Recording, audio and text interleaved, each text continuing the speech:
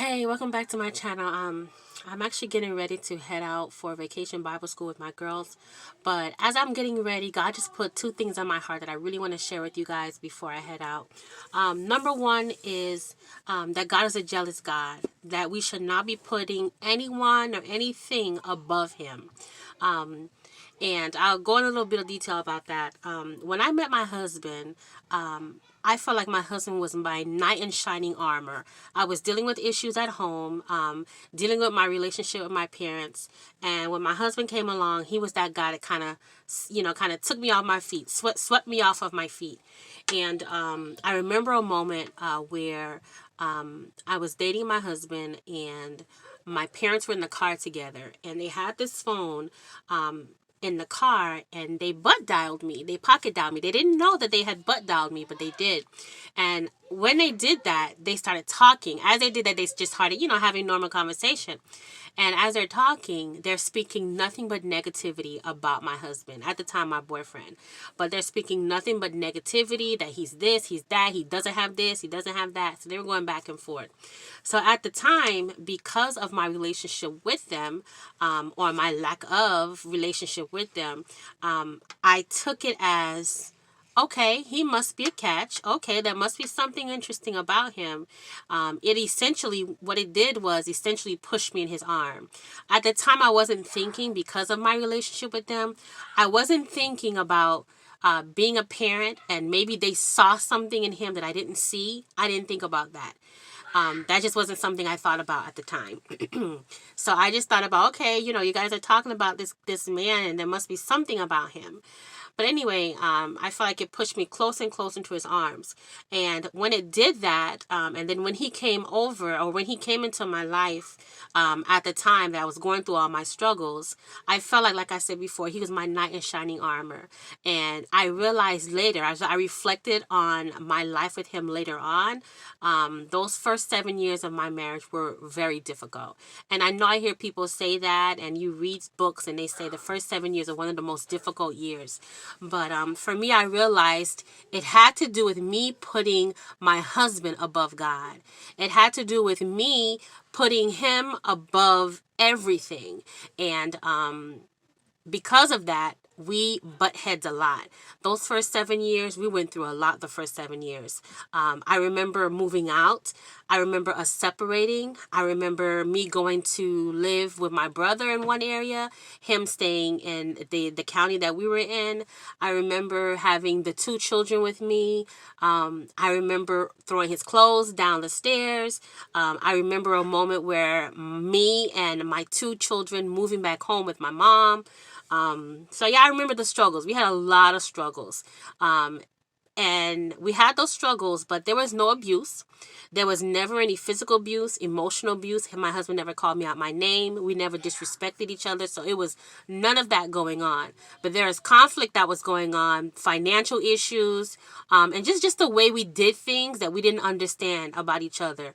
And we took the small stuff and we blew it up into something big when it didn't have to be.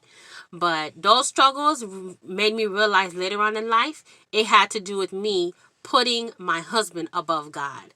And at the time when I met my husband, and at the time I put him above God, I was close with God. My relationship with God was like this. I was tight. He was my best friend.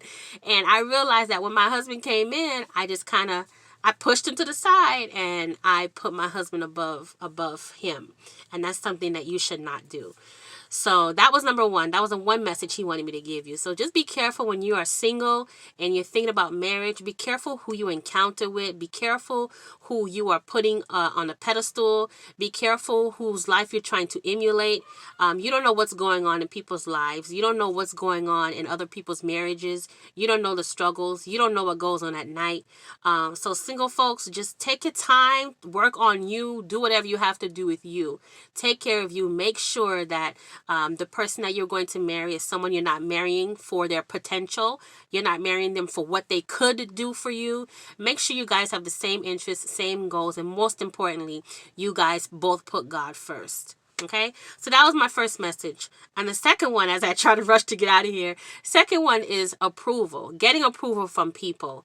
I grew up where I was that good girl. I was that one where, I was that one where I grew up as considered a good girl. Whatever my parents asked me to do, I did it. If they needed something, I got it. If they needed me to go somewhere, I got it. They needed me to drop someone off, I did it. Whatever it was, I did it. Because at the time, I understood the importance of respecting parents. And even though I may have felt a certain way about doing it, I felt like I had to respect my parents.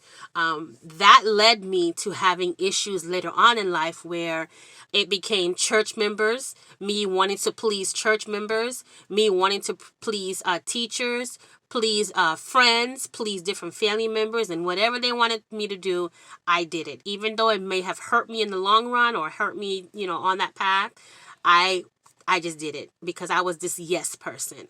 I realized later on in life I started to get sick. I started to develop ulcers. I remember there was a moment where I had to take about 9 pills for 1 week because I was developing ulcers, and I was hurting myself in the process. While I'm pleasing others, I'm hurting myself in the process. So once God revealed that to me, this is probably my early 20s, probably around the same time I met my husband, probably before then. But he showed me a few things, and some things he showed me was a few books. One of them is When People Pleasing is Hurting You, and this is by Dr. David Hawkins. And another one is Approval Addiction by Joyce Myers. When I read these two books, I got such a revelation. I got such a revelation of who I was and why pleasing others can hurt you. Why pleasing others hurt me the way it hurt me. And because of these books, I felt like I was able to break out of that and stand on my own and not be so consumed with making other people happy, but sometimes just being selfish and making sure I take care of myself. So I just want to leave you with that message. Just take care of yourself. Don't worry about other people. Do what you have to do for you. Now, I'm not saying to be selfish and just it's all about you. But there are moments where you need to decompress. There are moments that you need to go out. There are moments where you need to take care of you. And it is okay to do that. So just don't worry about pleasing people. The only person you should be worrying about pleasing, and that is God. So worry about pleasing God and making sure that you are on the right path. You are on the right path with Him, and that you are doing what you're supposed to do in this life. So anyway, I got to get ready for Vacation Bible School with my girls. I just wanted to share those 2 messages with you. And I will talk to you later, all right? Take care of yourself and love. Bye.